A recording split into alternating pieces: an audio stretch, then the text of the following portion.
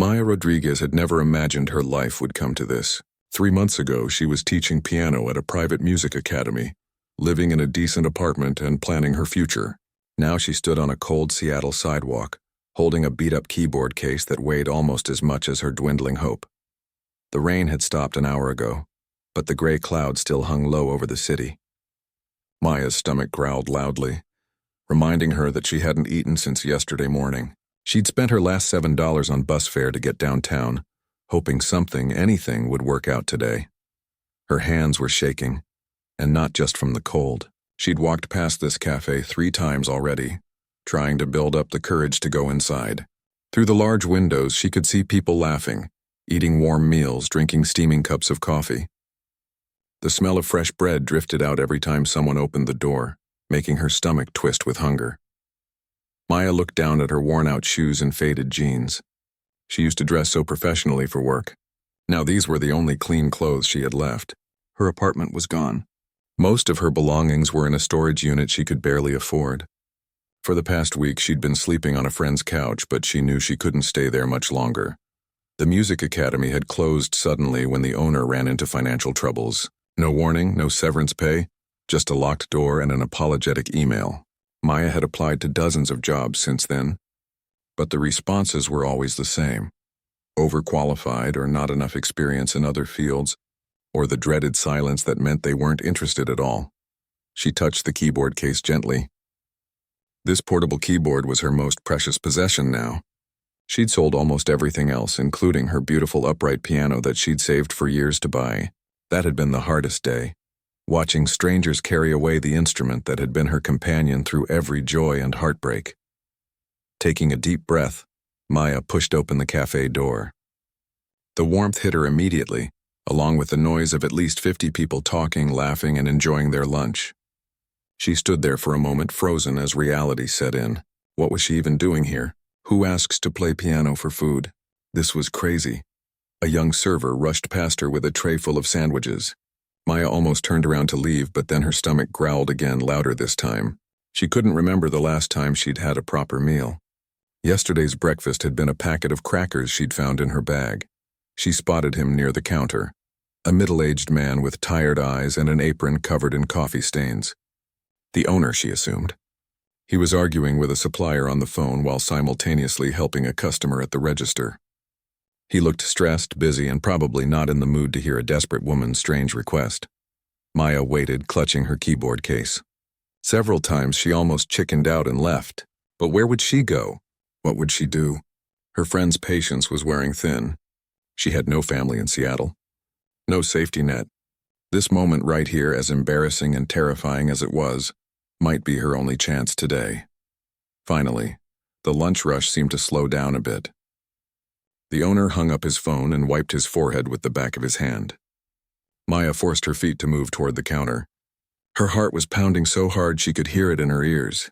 "Excuse me," she said, her voice barely above a whisper. He didn't hear her. She cleared her throat and tried again, louder this time. "Excuse me, sir?" He looked up and she saw the irritation flash across his face. Another problem, his expression seemed to say. Another thing to deal with on an already difficult day.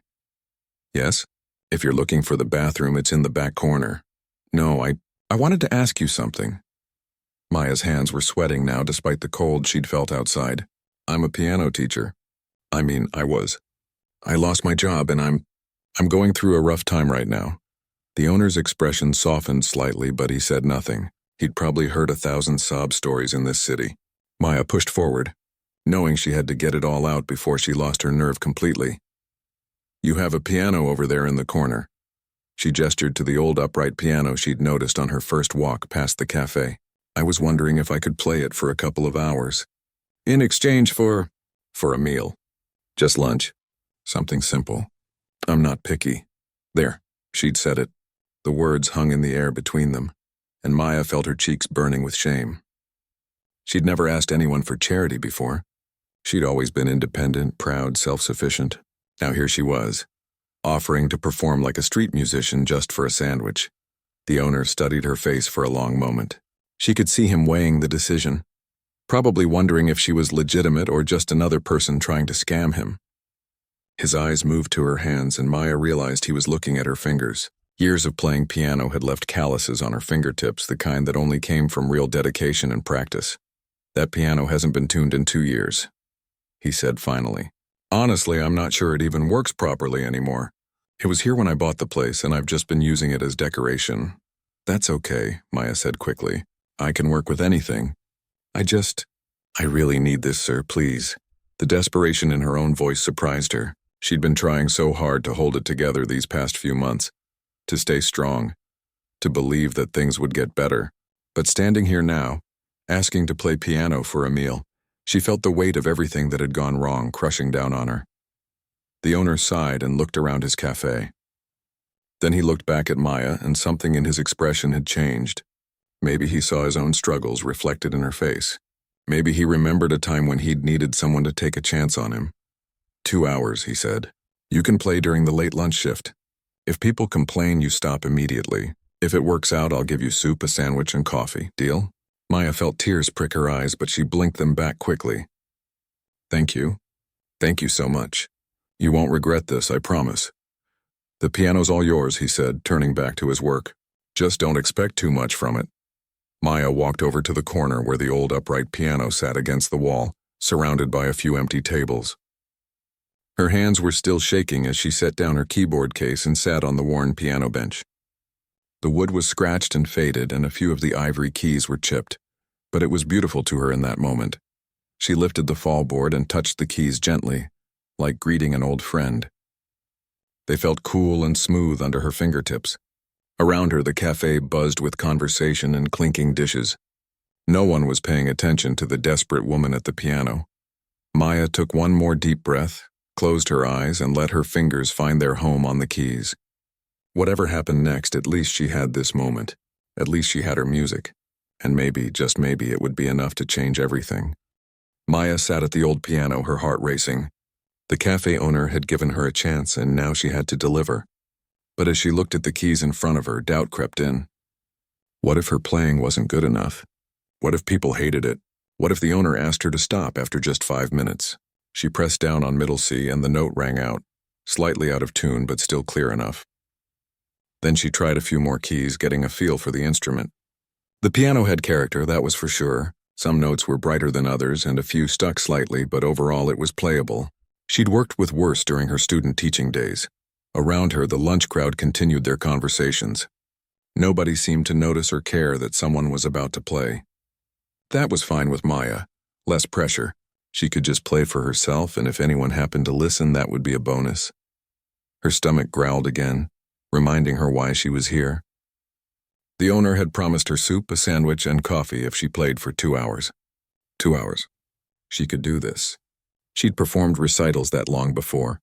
But back then, she'd been performing for an audience that wanted to hear her. Now she was just background noise in a busy cafe. A desperate woman playing for her next meal.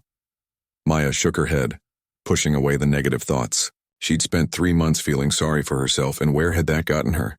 Nowhere. Today was different. Today she was taking action, even if it meant swallowing her pride. She positioned her hands over the keys and began to play. She started with something gentle and familiar, a piece by Chopin that she'd played 1,000 times. The melody flowed from her fingers like water, each note connecting to the next with the ease that came from years of practice and passion. At first, nothing changed. People kept eating, kept talking, kept scrolling through their phones. Maya focused on the music, letting it carry her away from her hunger, her embarrassment, her fear. When she played, nothing else mattered. For these few minutes, she wasn't a failed teacher or a homeless woman or someone begging for food. She was just a musician, doing what she was born to do. She transitioned into another piece, something more upbeat and jazzy.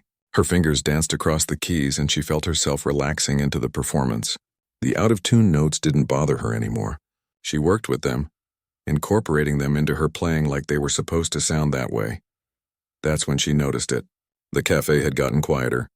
Not completely silent, but the volume of conversation had definitely dropped.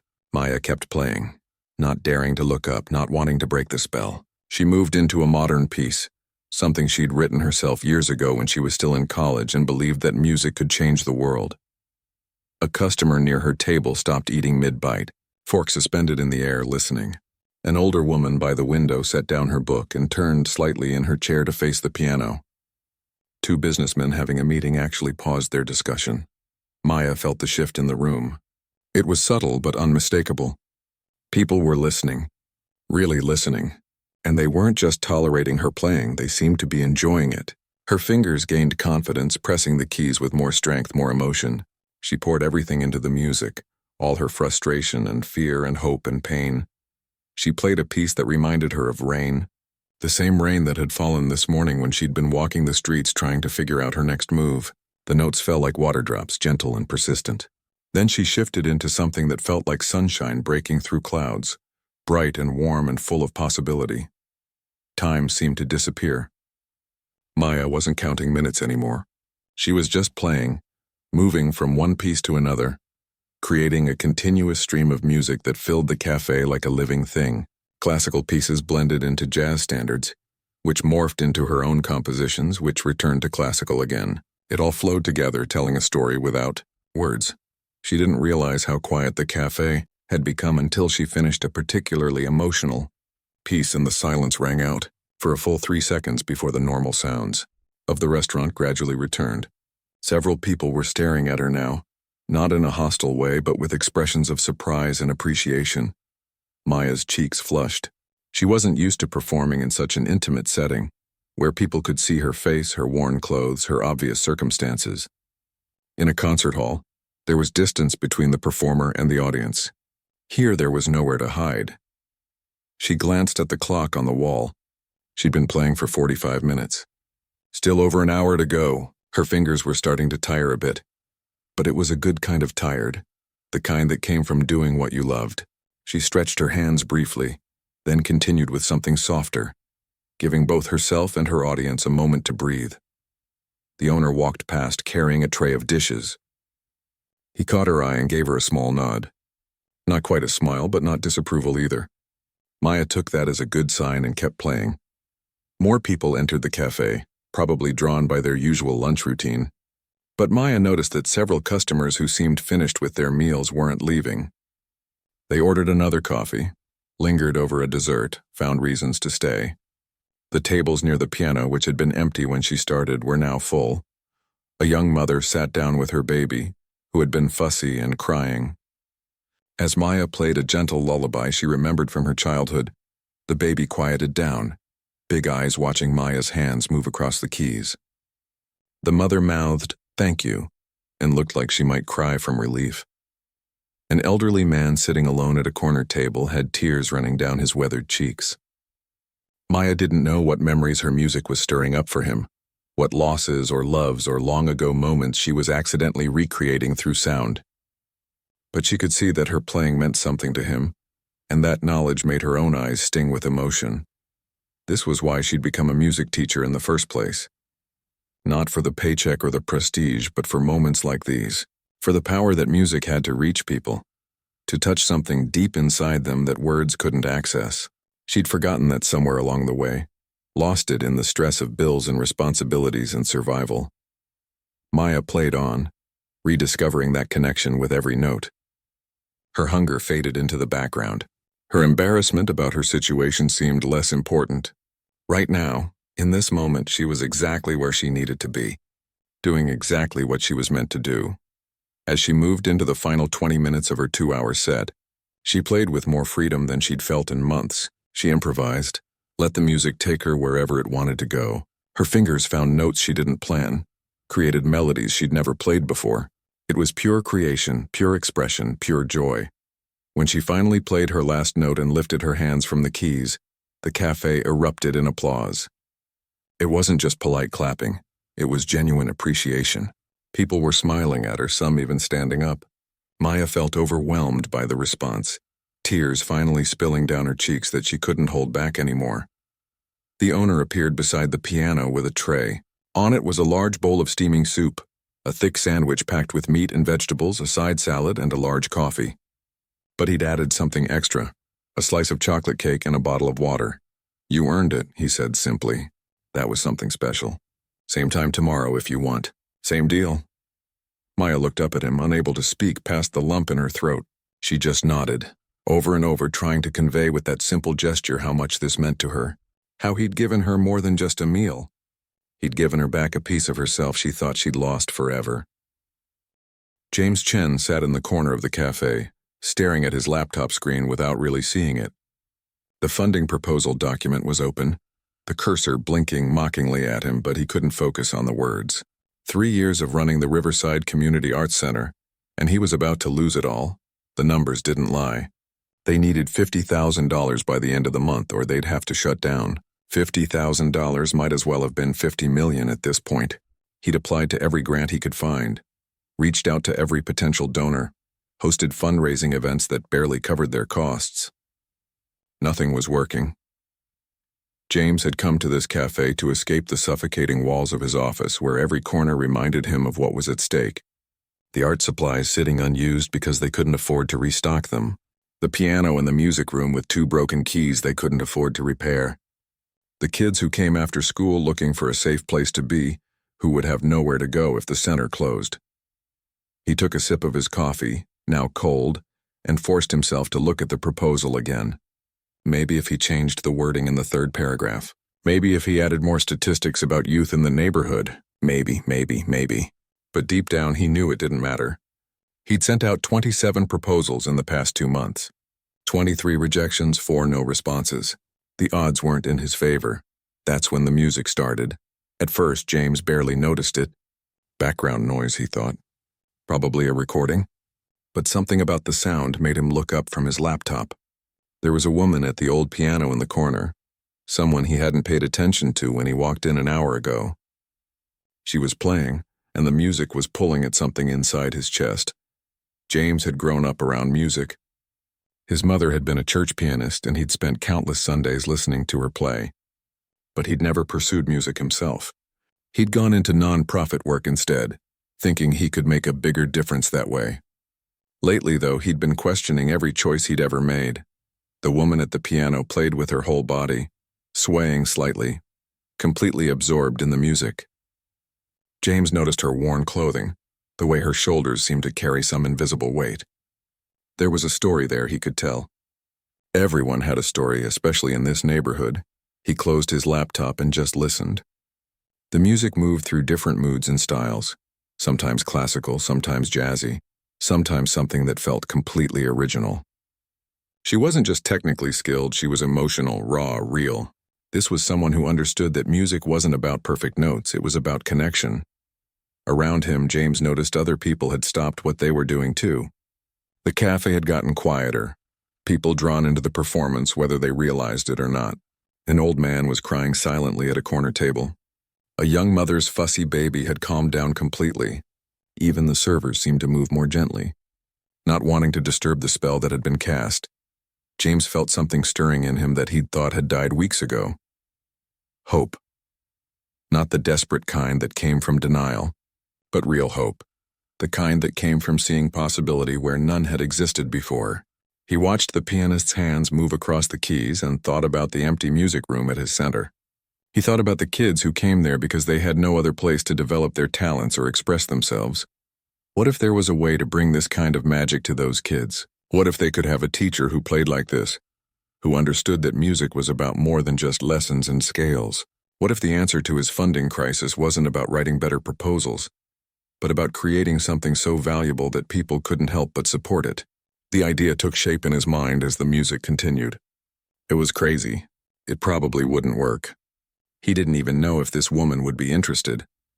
But for the first time in months, James felt excited about something instead of just exhausted. When the music finally ended and people applauded, James stayed in his seat, thinking. He watched the cafe owner bring the pianist a tray of food, saw the tears on her face and the gratitude in her expression. Yes, there was definitely a story there.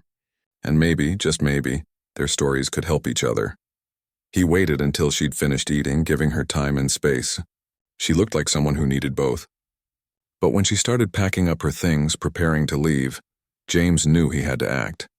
If he didn't talk to her now, he might never get another chance. His heart was pounding as he stood up and walked over to her table. What was he even going to say? "Hi, I run a failing arts center and I can barely pay myself. Want to come work for me? That would go over well. But he'd learned over the years that sometimes you just had to leap and figure out the landing later. Excuse me, he said, his voice coming out rougher than intended. I'm sorry to bother you, but I was listening to you play. You're incredibly talented. The woman looked up at him with guarded eyes. She was probably used to people bothering her, maybe even hitting on her. James suddenly felt very aware of how this might look. A strange man approaching a woman eating alone. Thank you, she said politely, but without warmth. She went back to packing her keyboard case, clearly not interested in conversation. My name is James Chen. He pressed on, pulling out one of his business cards before he could talk himself out of this. I run the Riverside Community Arts Center a few blocks from here. We work with kids from the neighborhood, teaching art, music, drama, that kind of thing. She paused, her hand still on the keyboard case. That's nice, she said, and he could hear the unspoken, but why are you telling me this? Look, I know this is going to sound strange, James said, pulling out the chair across from her. Can I sit for just a minute? I promise I'm not trying to sell you anything or ask you for money.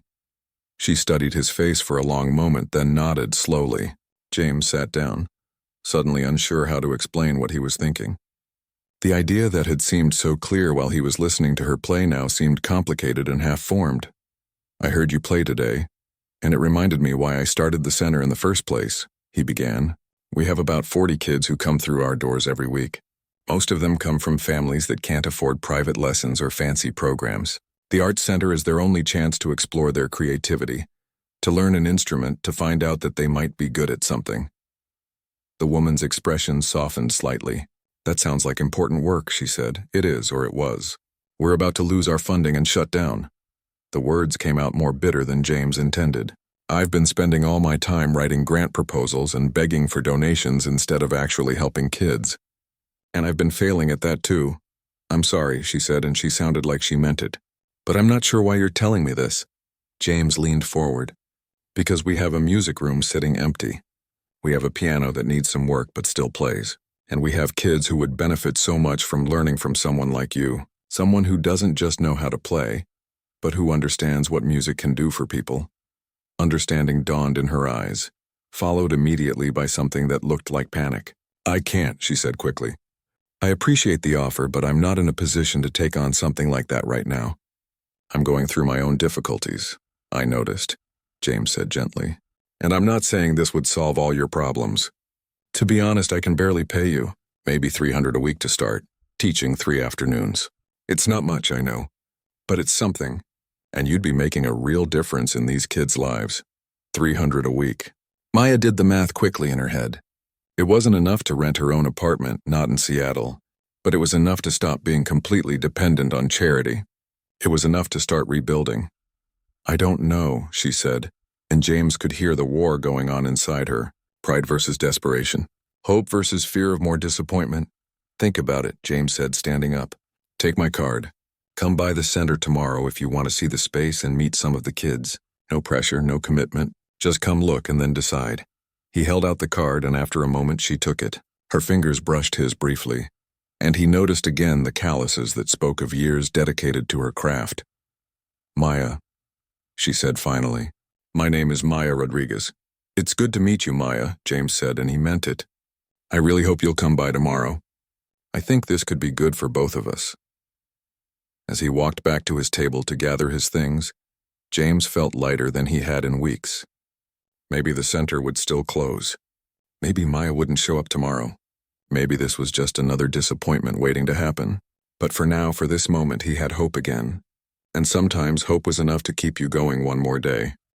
Maya stood outside the Riverside Community Arts Center, James Chen's business card crumpled in her sweaty palm.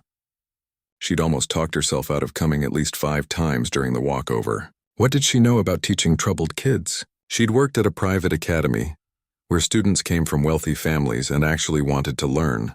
This would be completely different. The building was older than she expected, with faded paint and windows that probably leaked when it rained. A hand-painted sign hung above the door, bright and cheerful despite its worn edges. Through the windows, she could see colorful artwork on the walls, handprints in paint, drawings that looked like they'd been created with more enthusiasm than skill. Before she could change her mind again, The door opened and James stepped out. He must have been watching for her. "Maya, you came. I wasn't sure you would." "I almost didn't," she admitted honestly. James smiled, and it reached his eyes in a way that made him seem younger. "Come on in. Let me show you around." The inside of the center was a maze of small rooms and open spaces. The walls were covered with student artwork, announcements about upcoming events, and photos of kids laughing, painting, performing. It smelled like paint and old carpet and hope. Maya felt something tug at her heart. "We've got 2 art studios, a small theater space that doubles as a dance room, and the music room," James explained as they walked. "We used to have 3 staff members plus me, but now it's just me and 2 part-timers. Everyone else I had to let go when the funding dried up." The sadness in his voice was genuine. This place clearly meant everything to him. They passed a group of teenagers in one of the art studios working on what looked like a mural. One of them called out to James asking about supplies, and he promised to check on it later. Finally, they reached the music room. It was smaller than Maya expected, with dingy walls and a floor that needed refinishing. In the corner sat an old upright piano that had seen better days. 2 of the keys were cracked, and Maya suspected it was badly out of tune. But there were also some guitars on stands, a drum set in the corner, and shelves with various percussion instruments. "It's not much," James said apologetically. "The piano needs work. Everything needs work, really. But the bones are good, you know?" Maya walked over to the piano and pressed a few keys. It was worse than the cafe piano, but still playable. She could work with this. She'd worked with worse during her student teaching years. "When would you want me to start?" she asked, surprising herself with the question. Had she already decided to take the job? "Tomorrow," James said hopefully. "I know that's fast, but we've got kids who've been asking about music classes for months. I had to keep telling them we couldn't afford it." "Tomorrow." Maya's stomach twisted with anxiety, but she found herself nodding. "Okay, tomorrow. But I need to be honest with you, James. I've never taught kids from difficult backgrounds before. My experience is all with private academy students who had every advantage. I'm not sure I'm the right person for this." "The right person is someone who cares," James said firmly. "Someone who understands that music isn't about being perfect. It's about expression and connection. I heard that in your playing yesterday. These kids don't need someone who's going to judge them or have impossibly high standards. They need someone who's going to meet them where they are." Maya wanted to believe him, but doubt gnawed at her. What if she failed these kids? What if they didn't respect her? What if she couldn't reach them? The next afternoon, Maya arrived 30 minutes early to set up the music room. She'd spent the morning at the library, using their free internet to research teaching methods for at-risk youth. She'd made lesson plans, prepared simple exercises, tried to anticipate every possible problem. But when the first students arrived, all her preparation flew out of her mind. There were 3 of them. 2 teenage boys who looked like they'd rather be anywhere else, wearing expressions of practiced boredom and skepticism. And 1 small boy, maybe 7 or 8 years old, who wouldn't make eye contact with her at all. He stood in the doorway like he might bolt at any second. "Hi," Maya said, trying to sound confident. "I'm Maya. Welcome to music class." The teenage boys slouched into chairs without responding. The small boy didn't move from the doorway. Maya felt sweat prickling under her arms. This was already going badly. "So, I thought we'd start by talking about why you're interested in music," Maya began, following the plan she'd rehearsed. "What kind of music do you like? What instruments interest you?" Silence. The teenage boys exchanged glances and smirked at each other. The small boy stared at the floor. Maya felt her confidence crumbling. At the private academy, students were always eager, always responsive. This was like pulling teeth. "Okay," Maya said, abandoning her plan. New approach. "Forget everything I just said. Let me tell you why I'm here." She sat down on the piano bench and looked at the 3 of them directly. 3 months ago, I lost my job. I lost my apartment. I lost pretty much everything except my keyboard. Yesterday, I was so desperate that I went to a cafe and asked if I could play piano in exchange for food. That's how low I was. Playing for a sandwich. The small boy's head came up slightly. The teenage boy stopped smirking and actually looked at her. Maya pressed on, speaking from the heart instead of from her prepared script. "I'm not here because I'm some perfect teacher who has it all figured out. I'm here because music is the only thing that got me through the worst time of my life. When I played piano yesterday, even though I was embarrassed and scared and hungry, I remembered who I was. Music did that. It reminded me that I'm more than my circumstances. One of the teenage boys, the taller one with a scar above his eyebrow, spoke up. Why are you telling us this? Because I think you should know that I'm not going to judge you, Maya said honestly. I don't care if you've never touched an instrument before. I don't care if you think you're not musical. I'm here to show you that music isn't about being perfect or talented. It's about having a way to express things that are hard to say with words. The other teenage boy, shorter with nervous energy, laughed bitterly. That's nice and all, but we're not going to be concert pianists or whatever. This is probably a waste of time. Maybe, Maya agreed, which clearly wasn't the response he expected. Or maybe one of you will discover something you love. Or maybe you'll just learn a skill that makes life a tiny bit better. I don't know. But we've got an hour together 3 times a week, so we might as well give it a shot, right? The small boy finally spoke, his voice so quiet Maya almost missed it. Can you teach me piano? Maya's heart squeezed. Yeah, I can teach you piano. What's your name? Tommy, he whispered. Nice to meet you, Tommy. These guys have names too? The tall teenager shrugged. I'm Carlos. That's Kevin. Okay, Carlos, Kevin, Tommy. Here's what we're going to do today. Forget about lessons and theory and all that boring stuff. We're just going to play around and make some noise. Come over here to the piano. They hesitated, but eventually all 3 of them gathered around the piano. Maya showed them middle C, then let each of them press it. Such a simple thing, but she could see Tommy's face light up at the sound. Music is just patterns, Maya explained. Everything you hear on the radio, everything in a concert, it all comes down to patterns of sound. Let me show you something cool. She played a simple C major scale. Then she played it backwards. Then she played it with different rhythms. The boys watched, and she could see their interest growing despite themselves. Tommy, put your finger here on C. Now, Carlos, you press E. Kevin, you're on G. Now all of you press your keys at the same time. They did, and a C major chord rang out. Tommy's whole face transformed into a smile. That's music, Maya said. You just made music together. 3 different notes that sound good when you play them at the same time. That's basically what all music is. Just more complicated patterns. They spent the rest of the hour experimenting with different combinations of notes, different rhythms, different instruments. Maya let them bang on the drums, strum the guitars, try the piano. It was chaotic and loud and nothing like a traditional first lesson. But all 3 boys were engaged, even excited. When the hour ended and they filed out, Kevin turned back at the door. This was actually kind of cool, he admitted reluctantly. Are we doing this again on Thursday? Thursday at 4, Maya confirmed. After they left, she sat at the piano for a moment, emotionally exhausted but also exhilarated. It hadn't been perfect. She'd thrown out all her careful plans and just improvised, but it had worked. She'd connected with them, if only a little bit. James appeared in the doorway. I heard noise. Good noise. How did it go? I have no idea, Maya said honestly. But they're coming back on Thursday, so I guess that's something. That's everything, James said. With these kids, showing up is half the battle. If they're coming back, that means you reach them.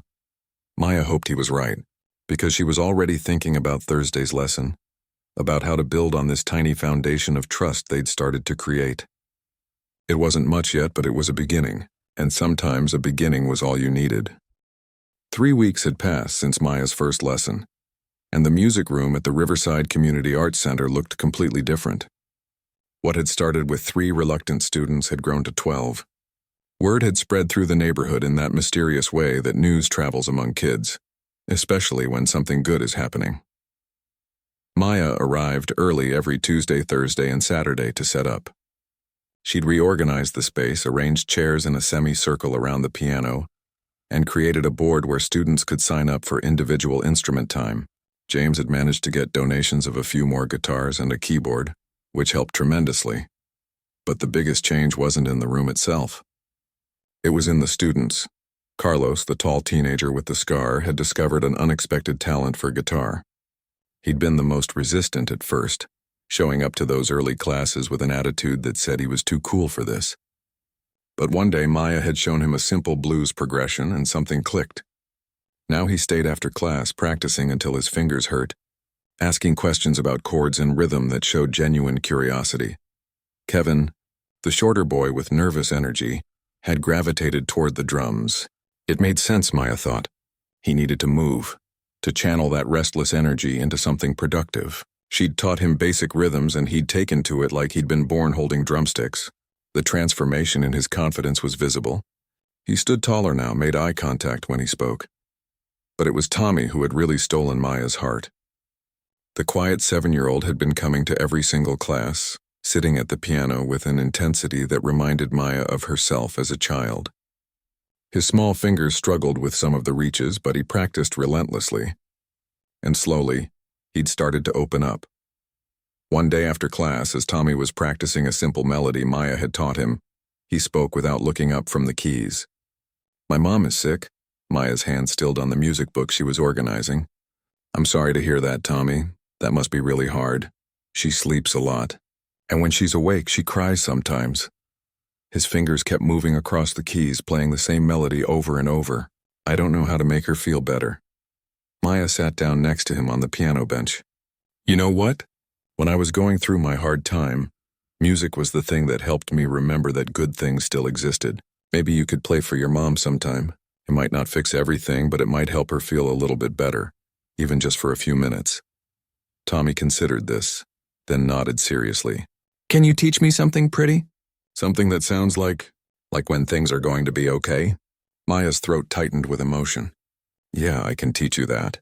She showed him a gentle melody, something she'd written herself during her college days. It was simple enough for his skill level, but beautiful in its simplicity.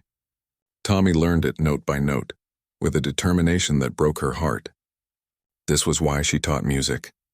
Not for perfect performances or prestigious competitions, but for moments like this, for giving a 7-year-old boy a way to comfort his sick mother.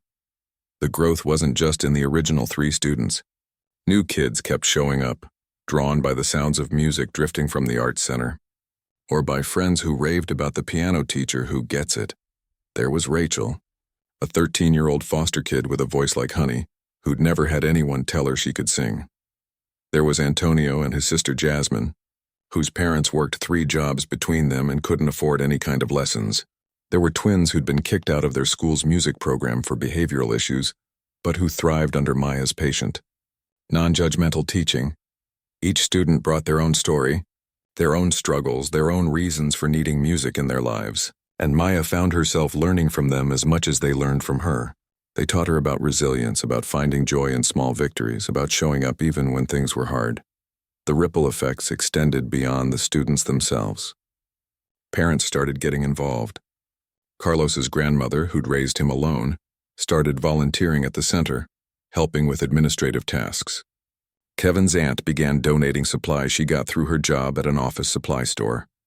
Tommy's father, a construction worker, spent a weekend fixing some of the broken equipment and patching holes in the walls. Even the cafe owner who'd given Maya her first chance stopped by one day with a donation of $50 and an offer to provide refreshments for the students.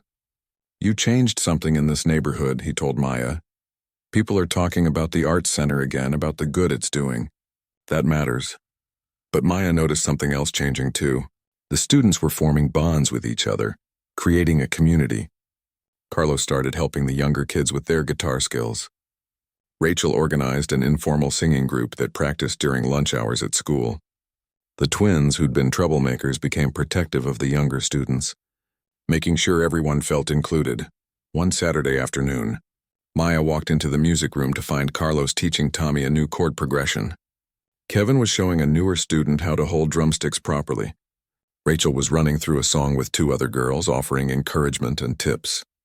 Maya stood in the doorway unnoticed, watching her students teach each other with patience and kindness. This was what she'd hoped for, but hadn't dared to expect. She'd created not just a class, but a community, a place where kids who felt lost or overlooked or forgotten could come and be seen, be valued, be heard. James appeared beside her, following her gaze into the music room. "You did this," he said quietly. "They did this," Maya corrected. "I just showed them that they could." "Same thing," James smiled. "You know, enrollment is up across all our programs. I think it's because word is spreading about what's happening here. Parents who'd written us off are giving us another chance. The music program is bringing attention to everything else the center offers." Maya felt a swell of pride, not for herself but for her students. They were proving that given a chance and some support, they could thrive. They were changing the narrative about what kids from struggling neighborhoods could achieve. One evening, Maya stayed late to work with Tommy on his song for his mother. He'd been practicing for 2 weeks, determined to get it perfect. As his small fingers moved across the keys, playing the melody with growing confidence, Maya felt tears prick her eyes. "That's beautiful, Tommy," she said when he finished. "Your mom is going to love it. Will you come with me?" he asked suddenly. "When I play it for her. I'm scared to do it alone." Maya had never met Tommy's mother, didn't even know the full extent of her illness, but looking at this brave little boy who'd trusted her enough to share his fear, there was only one answer. "Of course I'll come. Just let me know when you're ready." Tommy threw his arms around her waist in a tight hug. Maya hugged him back, thinking about how far they'd both come. 3 months ago, she'd been playing piano for food, wondering if she had any value left to offer the world. Now she was here making a real difference in real lives, being trusted with these kids' dreams and fears and hopes. The ripple effects of that desperate day at the cafe had spread further than she ever could have imagined. She'd touched 3 students who'd told their friends, who'd brought their siblings, who'd inspired their parents to get involved. Each person was creating their own ripples, spreading outward in ways that couldn't be measured or predicted. As Maya locked up the music room that night and walked out into the cool evening air, she thought about the interconnectedness of everything. How one moment of courage, one person taking a chance on her, had led to all of this. How her music hadn't just transformed her own life, but had become a catalyst for transformation in an entire community. She still didn't have her own apartment. She was still rebuilding from rock bottom, but she had purpose again. She had students who needed her. She had a reason to wake up every morning. And sometimes that was more valuable than any amount of money or success. Tomorrow she'd be back at the cafe, still playing for meals. But she'd also be preparing lessons, thinking about her students, planning the first recital James wanted to organize. Her life was full again, rich with meaning and connection. And it had all started with asking to play piano for food. Sometimes the lowest moments were just the beginning of something beautiful, if you were brave enough to keep going. The recital was scheduled for a Friday evening in early December, and Maya was more nervous than her students. She'd spent weeks helping them prepare, choosing pieces that would showcase their growth without being too difficult.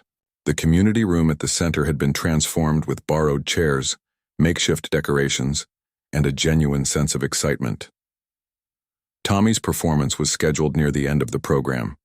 He'd been practicing his piece for his mother obsessively, sometimes staying an extra hour after class to get it just right.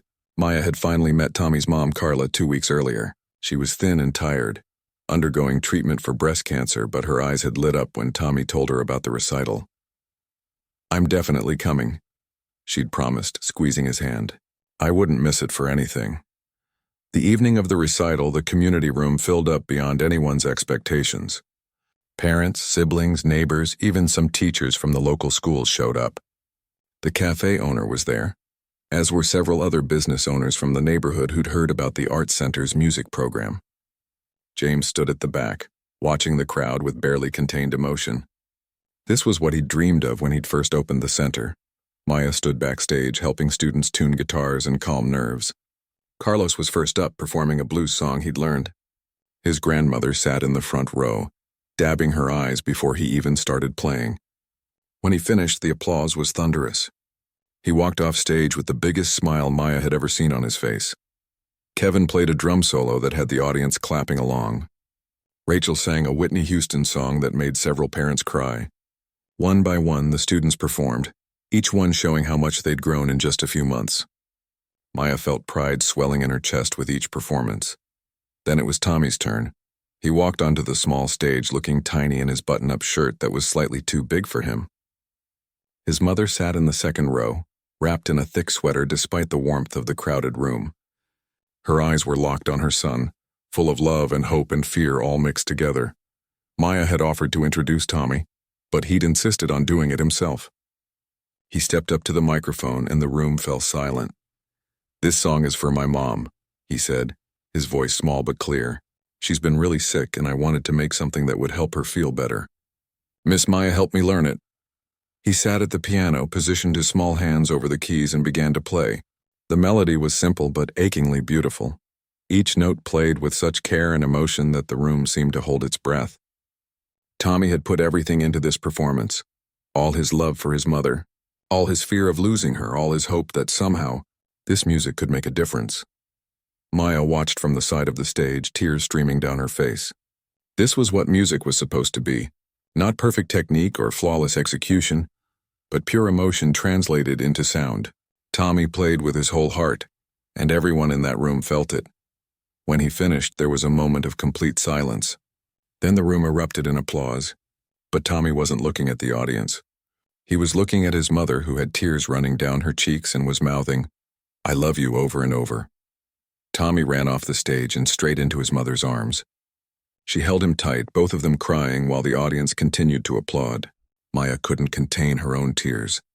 She looked over at James, who was also crying openly, not caring who saw. What Maya didn't know was that Tommy's father had been recording the performance on his phone. What she didn't know was that later that night, overwhelmed with pride for his son and gratitude for what the music program had given them, he posted the video online with a caption explaining their story. He wrote about his wife's cancer diagnosis, about Tommy's struggle to cope, about the free music program at the Riverside Community Arts Center that had given his son a way to express his love and fear. He wrote about the teacher, Maya, who'd lost everything herself but had dedicated herself to helping neighborhood kids find their voices through music. He ended with a plea for support for the Arts Center, which was in danger of closing. By morning, the video had a few hundred views, mostly from friends and family. By that afternoon, it had thousands. By Sunday, it had broken 1 million. Maya's phone, which she'd recently been able to afford after her first month of paychecks, started buzzing nonstop. Text messages from people she hadn't talked to in years. Facebook friend requests from strangers. Emails pouring into the address on the Art Center's website. She had no idea what was happening. James called her, his voice shaking with emotion. "Maya, have you seen the internet today? Have you seen the video of Tommy?" "What video?" Maya asked, confused. "Check your email. Check Facebook. Check anything. We're everywhere." Maya pulled up her laptop and searched for Tommy's name in the Arts Center. What she found took her breath away. The video of Tommy's performance was being shared across every social media platform. News outlets were picking up the story. Comment sections were filled with people sharing their own stories about music, about teachers who'd made a difference, about the importance of arts education. But it wasn't just Tommy's performance people were responding to. It was the caption his father had written about Maya's story. Somehow word had spread about how she'd gone from playing for food at a cafe to transforming lives through teaching. People were calling her inspiring, heroic, a symbol of resilience. Maya felt overwhelmed and uncomfortable with the attention. By Monday, the local news stations wanted interviews. National morning shows were reaching out. And most importantly, donations were flooding into the Arts Center. Small amounts from regular people who'd been moved by the video. Larger amounts from corporations wanting to be associated with the feel-good story. Within 3 days, the Arts Center had received over $75,000 in donations. James called an emergency meeting with Maya on Tuesday morning. They sat in his tiny office, both of them looking shell-shocked. "This is incredible," James said, pulling up the donation tracker on his computer. "We're not just saved. We can expand. We can hire more teachers, fix the building, buy new instruments. Maya, this is because of you." "It's because of Tommy," Maya corrected, "and all the students. I was just doing my job." "You were doing way more than a job," James insisted. "You gave those kids something invaluable. And now the whole world knows about it." But Maya felt strange about the sudden attention. The video had shown her crying, watching Tommy perform, and people were saying things about how beautiful it was that she was so emotionally invested in her students. They were praising her sacrifice, working for minimal pay, dedicating herself to underprivileged kids. It all felt too simplified, too much like a fairy tale. The interview requests kept coming, but Maya turned most of them down. She agreed to one local news segment, mainly because James convinced her it would help the center. But sitting under the bright lights, answering questions about her journey from homelessness to inspiration, Maya felt like a fraud. She wasn't a hero. She was just someone who'd gotten lucky, who'd been in the right cafe at the right time, who'd been given a second chance by a kind cafe owner and a desperate Arts Center director. The reporter asked her what she wanted people to take away from her story. Maya thought carefully before answering. I want people to know that arts programs matter, not because they create viral videos or feel-good stories, but because they give kids tools to cope with difficult things. Tommy needed a way to express his love for his mother. Carlos needed somewhere he could be valued for his talents instead of judged for his circumstances. These kids don't need sympathy. They need opportunities. They need someone to believe in them. That's what arts education provides, and that's what we're always in danger of losing when funding gets cut. After the interview aired, Maya hoped the attention would die down. But it only intensified. Offers started coming in, opportunities that seemed impossible. A music school in California wanted to hire her at triple her current salary. A publishing company wanted her to write a book about her experiences. Speaking agencies wanted to book her for motivational talks. Maya sat in the music room late one evening, thinking about all the offers, feeling paralyzed by choice. Just a few months ago, she would have been desperate for any of these opportunities. Now they felt like distractions from what really mattered. Tommy found her there, his mother having dropped him off for his regular lesson time. "Miss Maya, are you leaving?" he asked, his voice small and worried. "Everyone's saying you're going to be famous now and leave us." Maya looked at this brave little boy who'd shared his music and his heart with the world, who'd accidentally started all of this. "I'm not going anywhere, Tommy, I promise. But you could make more money somewhere else. You could be on TV and stuff." "Yeah, I could," Maya admitted. "But you know what I learned when I lost everything? Money and success don't matter if you're not doing something that means something. Teaching you and Carlos and Kevin and all the other students, that means something. That matters. Why would I leave something that matters for something that just pays better?" Tommy seemed to think about this, then nodded seriously. "Okay, because I still need help with that new song you were teaching me." The message came through Facebook on a rainy Wednesday afternoon in January. Maya was at the cafe having just finished her regular performance. She'd continued playing there even after the viral video. Even after the art center was financially stable, the cafe owner had become a friend, and the routine of playing there grounded her, reminded her where she'd come from. She was checking her phone when she saw the message request from someone named Elena Rodriguez. The profile picture made Maya's breath catch in her throat. It was her sister. Her younger sister by 3 years who she hadn't spoken to in 5 years. Maya sat frozen, staring at the preview of the message. "Maya, I saw the video. I saw what you've been through. Can we talk?" 5 years. 5 years since their mother's funeral. Since the terrible argument that had torn their relationship apart. Maya could still remember every word they'd screamed at each other that day. All the old resentments and hurt feelings bubbling up at the worst possible moment. Elena had said Maya was selfish, always putting music before family. Maya had said Elena was judgmental, never understanding what it meant to pursue your passion. They'd both said things they couldn't take back. After the funeral, they'd tried texting a few times, but the conversations were stilted and uncomfortable.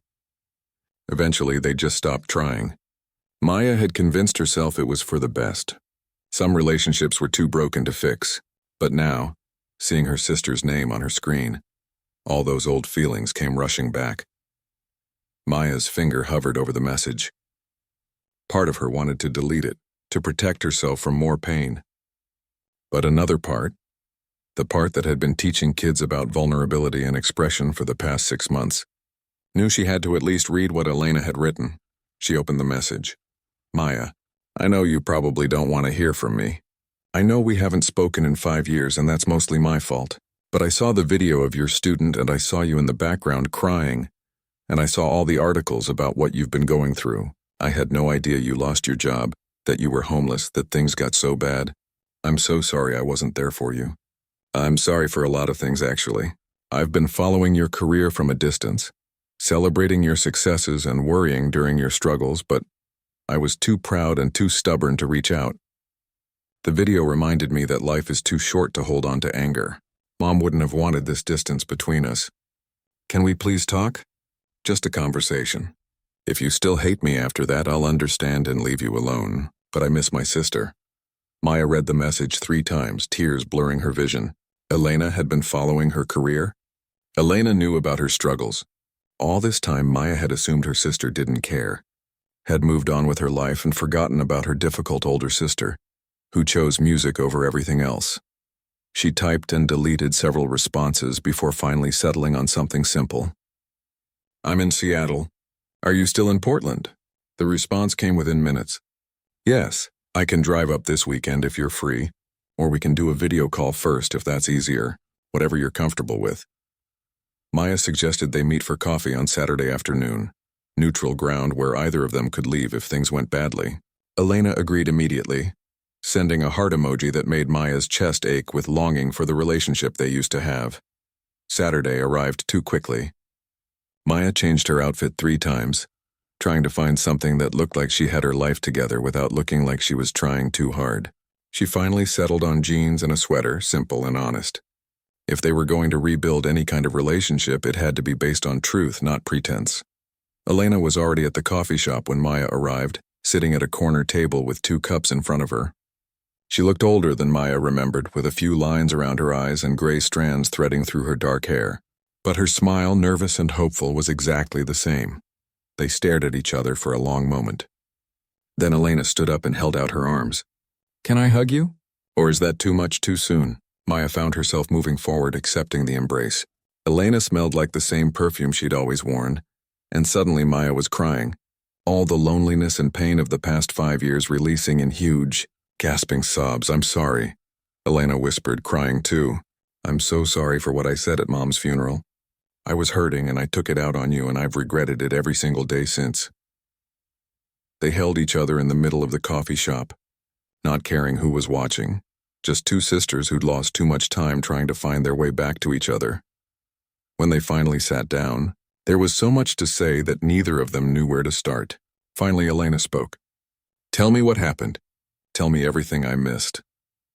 Maya told her about losing the job at the music academy, about the desperate months trying to find work, about the day she asked to play for food at the cafe. She told her about James and the community center, about her students, about rediscovering why she'd fallen in love with music in the first place. Elena listened without interrupting, tears streaming down her face. "I should have been there," Elena said when Maya finished. "When you were going through all of that, I should have been there. I knew you'd lost your job. I saw the academy closed and I thought about reaching out.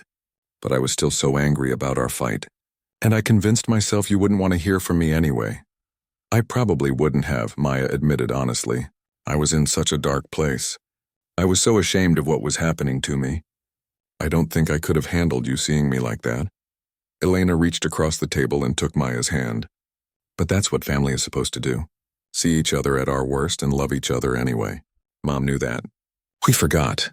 The mention of their mother hung between them. So much of their fight had been about her final months, about decisions made and words left unsaid. They'd both been drowning in grief and had lashed out at the only other person who understood the depth of that loss. "I said you were selfish," Elena said quietly. "I said you cared more about your music than about family. I didn't mean it, Maya. I was just so angry that you got to pursue your dreams while I felt stuck. You were always so talented, so focused. I was jealous and I used Mom's death as an excuse to hurt you." "I said you never understood me," Maya replied. "I made it sound like you were small-minded for choosing a normal life instead of an artistic one. That was cruel and wrong. Your choices aren't less valuable than mine just because they're different." They talked for 3 hours, until the coffee shop staff started giving them looks that suggested they should probably order something else or leave. They moved to a restaurant for dinner, then walked through the city as evening fell, continuing conversations that felt both painful and healing. Elena told Maya about her life in Portland, her job as a nurse, her recent divorce, her struggles with feeling like she hadn't lived up to their mother's expectations. Maya shared more about her students, about the fear she still carried that everything could fall apart again, about the strange guilt she felt over the viral video bringing her recognition she didn't feel she deserved. "You deserve all of it," Elena said firmly. "You took your biggest failure and turned it into something beautiful. You're changing kids' lives. That's not luck or timing. That's you choosing to show up and do the work even when it was hard." As they said goodbye that night, making plans to see each other again soon, Elena hesitated before getting in her car. "Can I ask you something? Would you be willing to play for me sometime? Like really play? Not as a teacher or a performer, just as my sister." Maya felt emotion swell in her chest. When they were kids, before life got complicated, she used to play piano for Elena all the time. Elena would do her homework while Maya practiced, claiming that the music helped her concentrate. It was one of Maya's favorite memories from childhood. Come to the next recital at the Arts Center, Maya suggested. It's not exactly a private performance, but you can hear what I've been teaching the kids. And afterwards, we can go back to the music room and I'll play just for you. Like old times, Elena's face lit up. I'd love that. I really would. Driving home that night, Maya felt lighter than she had in years. She'd thought the viral video was the transformative moment, the thing that had changed everything. But this felt bigger. Reconciling with Elena, rebuilding their relationship. That felt like truly coming home to herself. Over the next few months, Elena became a regular presence at the Arts Center. She'd drive up from Portland on weekends, volunteering, getting to know Maya's students, slowly becoming part of this new life her sister had built. And just as Maya had promised after recitals, the two sisters would sit in the empty music room and Maya would play while Elena listened. One evening, after the students had gone home, Elena made a suggestion. You should teach me. Not seriously. I'm probably too old to really learn, but I'd like to understand what you do better, and it might be nice to have something we can do together. So Maya started teaching her sister basic piano. Elena was terrible at it, missing notes and losing rhythm and laughing at her own mistakes. But she showed up every weekend, practiced on a keyboard she bought for her apartment in Portland, and slowly, painfully, learned a simple song. When Elena finally played that song all the way through without major, 1 year had passed since Maya first stood outside that cafe, desperate and hungry, clutching her keyboard case. Now she stood backstage at the Riverside Community Arts Center's annual showcase, watching controlled chaos unfold around her. Students rushed past in performance clothes. Parents fussed with hair and ties. Volunteers checked sound equipment and adjusted lighting. The center had transformed in ways nobody could have predicted. The viral video had brought more than just money. It had brought attention from education boards, partnerships with local schools, recognition from the mayor's office. James had been able to hire 3 additional full-time teachers and expand programming to serve over 150 students across music, visual arts, and theater.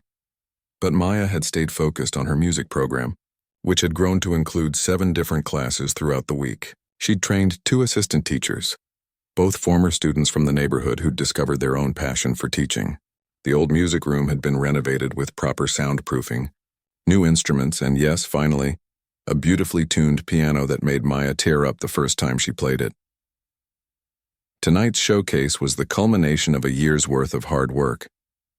Every student would perform, and the audience included not just family members but local politicians, school administrators, potential donors, and media outlets who'd continued to follow the program's success story. Maya adjusted her dress, something Elena had helped her pick out. Her sister was out in the audience somewhere, sitting with the cafe owner who'd given Maya her first chance. That felt right somehow. The people who'd believed in her when she had nothing, together witnessing what had grown from those seeds of faith. Miss Maya, I can't find my sheet music. Rachel appeared at her elbow, panic in her eyes. The 13-year-old was scheduled to perform a difficult solo, something she'd been working toward for months. Breathe, Maya said calmly, the same way she'd learned to talk her students through their nerves. Where did you last have it? They found the music in the practice room, and Maya spent a few minutes helping Rachel calm her racing heart. This was the part of teaching nobody told you about. It wasn't just about piano technique or music theory. It was about being a steady presence when young people felt like they were falling apart.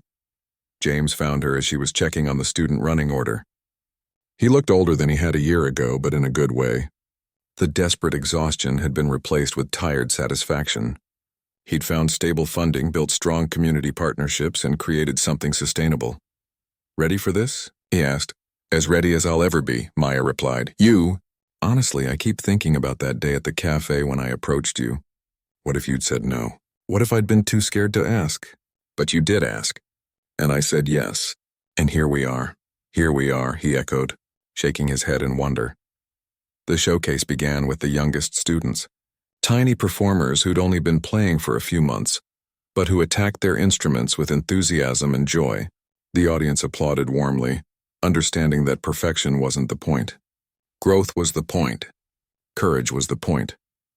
Carlos performed a guitar piece he'd written himself, a blues rock fusion that had the audience on their feet. His grandmother stood up and cheered so loudly that Carlos couldn't stop grinning. He'd been accepted to a music program at the community college for next fall, with a partial scholarship. Music had given him a path forward, something to work toward beyond just surviving. Kevin played drums as part of a band he'd formed with other students, their energy infectious and raw. After his performance, his aunt told anyone who would listen that he'd been getting in trouble at school before the music program. Now he was talking about becoming a music producer, researching programs, planning a future. Tommy performed the song he'd originally written for his mother, but this time he'd arranged it as a duet. His mother, Carla, sat beside him at the piano, carefully playing the simple left-hand part Maya had taught her. Carla was in remission now, her hair growing back in soft curls, color returning to her cheeks. She and Tommy played together, their hands moving across the keys in harmony, and there wasn't a dry eye in the house.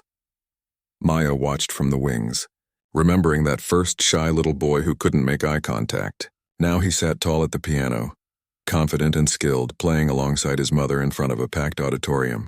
This was the transformation that mattered. Not viral videos or news coverage, but a child finding his voice and using it to express love. More students performed, each one representing their own journey. The foster kid who'd found family in this community. The twins who'd channeled their energy into creating music instead of chaos. The quiet girl who'd discovered she had a powerful singing voice and the courage to use it. Each performance was a story of growth, resilience, and the power of being given a chance. Finally, it was time for the finale. Maya had arranged a group performance, all her students together playing a medley of songs they'd learned throughout the year. As they took the stage, filling every available space, Maya felt overwhelming pride. This was her family now. These kids who'd trusted her, who'd worked hard, who'd believed in themselves because she'd believed in them first. But then James appeared beside her with a microphone. Before our students perform their finale, we have a special surprise. Maya, can you come out here, please? Maya's heart dropped. She hated being the center of attention. She stepped onto the stage reluctantly, squinting against the lights, trying to see the audience beyond the brightness. A year ago, James said to the crowd, I sat in a cafe watching a woman play piano for food. I saw someone who'd lost everything but hadn't lost her passion or her gift. I took a chance and asked if she'd teach our kids. Maya, you could have said no. You could have been too proud or too hurt or too scared. But you said yes. And because you said yes, we're standing here tonight with a thriving music program that's changed over 100 lives. The audience applauded, but James held up his hand. What most people don't know is that even after that viral video, even after opportunities came her way that would have paid more money and brought more recognition, Maya chose to stay here. She chose these kids. She chose this community. And we want to say thank you. Tommy stepped forward, holding something wrapped in cloth. Maya's breath caught as he unwrapped it to reveal a plaque.